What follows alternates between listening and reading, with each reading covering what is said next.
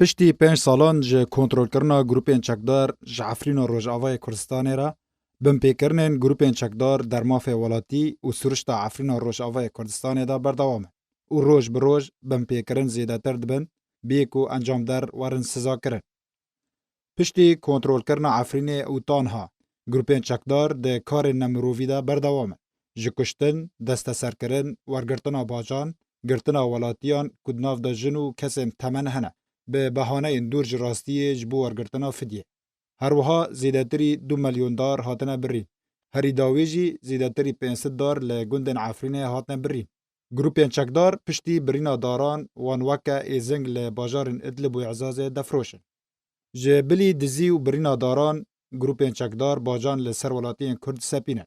هر جوتیاره کی کردجی نچار 15 جسدی جه برهم زویه خواه وکا باج جبووان گروپان پیشکش بکه. هر وها جی و شنوارن دیروکی راستی دزیه هاتن. ده همان دمه دا گروپین چکدار دست به آماره که جمال و ملکین ولاتین کوشبرکری را کر. لآلی کی دنجی کوشبرکرین عفرین یک والکامپ شهبای هاتنه بجی کرن ده روشک پر زحمت دا دجی. و زاروکین کرد جه آلیین مریسین پیاده و تین رواندن و لشکر کرن. و جوان بو لشکریان چار تین وگ هستن.